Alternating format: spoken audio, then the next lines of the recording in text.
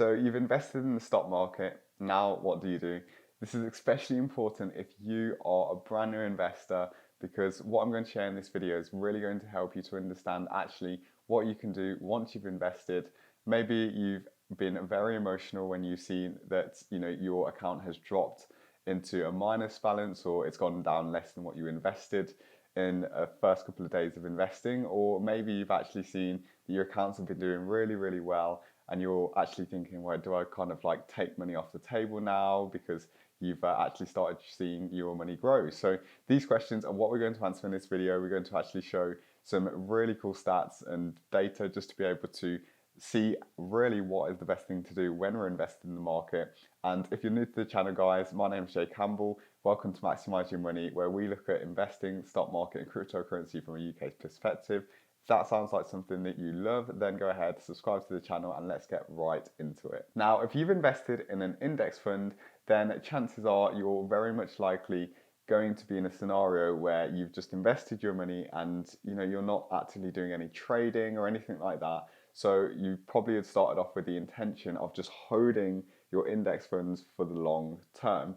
And the reason why you would do that is because over the long term, we've seen historically that the market continues to climb over the long term, that is, and you just want to be in that market to take advantage of the long-term growth of companies and also to access the dividends over time to grow your portfolio. What happens to £20,000 invested over the space of about 42 years?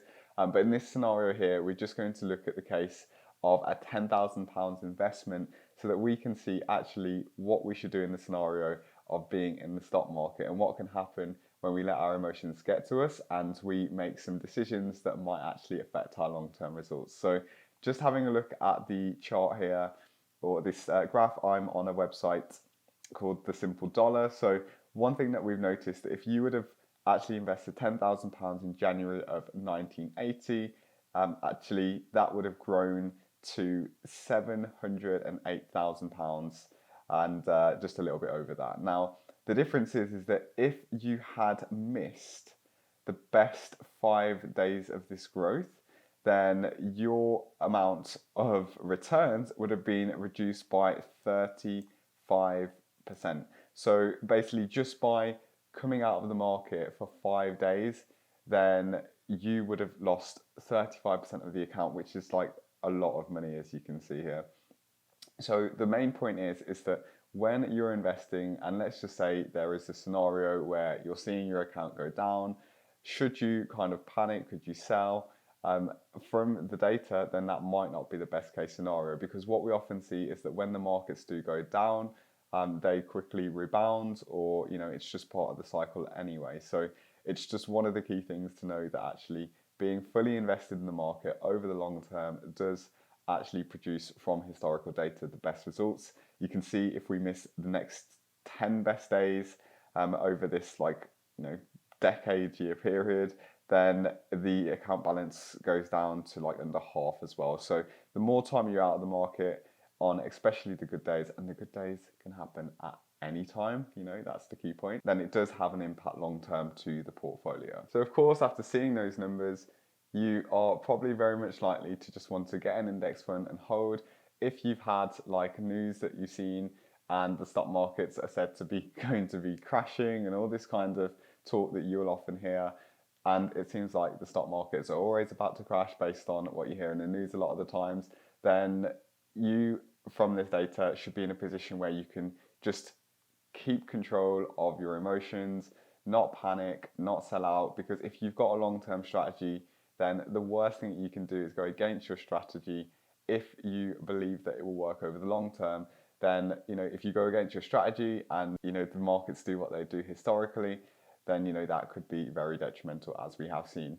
Now, even though this strategy of holding for the long term makes a lot of sense, and historically we can see that this could be a very good option, some people still prefer to go down the path of doing more high frequency trading. So just to kind of cover this point here, personally for myself, I really do like the passive way of investing. Because we have seen from data, I've talked about a couple of books in the past, like Common Sense Investing by the Vanguard founder Jack Bogle. Also, the Permanent Portfolio talks about it, and there are loads of reports and research online to show that passive index fund investing over the long term has been shown to be active management. So, the point is, it's very hard to actually beat the market in terms of picking the best stocks to say, actually, this is going to perform better than the overall index. And that's a key point. I mean, it's very hard to predict the future. I found it really, really interesting that when we say that it's difficult, just in terms of a number perspective, what that actually means. So according to this article here, according to the stock market platform eToro, they found that 80% of day traders lose money over the course of a year, and the median loss is minus 36.3%, which is absolutely crazy.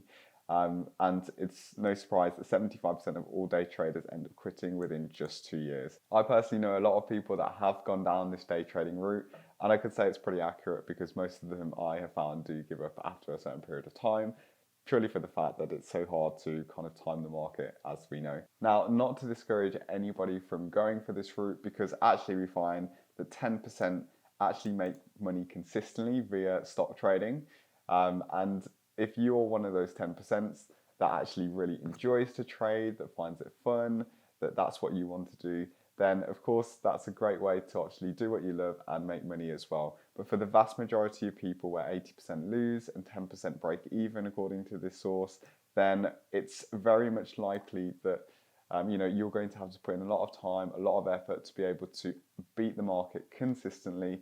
And that is something that may take a couple of years. Speaking to experienced traders, a lot of them say that it would at least take 2 to 3 years for you to be able to be in a position to consistently be profitable in the markets by trading. So this is just something to bear in mind. If it is something that you enjoy, then do go full out and really do your best to become a profitable trader. But if you're somebody that just prefers to actually hold on to your long-term investments, we can see that this could be the absolute best strategy. Another thing that when you're buying and selling stocks or funds all the time, then there are instances where, depending on your platform, you could be raking up lots of fees, and those fees are going to take away from the overall performance as well. So best point of this video is that if you're investing for the long term, stick with your strategy if that's what you believe will give you returns. Don't panic when things don't go as planned. One of the best things that I personally do is I literally pretty much check my index funds account like once a month. And even when I look at them, it doesn't make a difference to me, because whether the numbers are really up by a lot or whether they've gone down a little bit, then at the end of the day, it doesn't matter because I'm not touching them anytime soon. I don't need that capital. And I know from looking at the data that it's very likely that by me just holding over the long term, I'll see the results that I want to and meet my own investing goals. If you like this video, do make sure to go ahead, hit the like button, subscribe to the channel if you want more content of telling you about the stock market, investing and cryptocurrencies from a UK perspective. That's everything I've got here. I've got 2 videos on the screen if you want to see more about the stock market and investing. So I will see you in the next video and have an amazing rest of the day. Take care.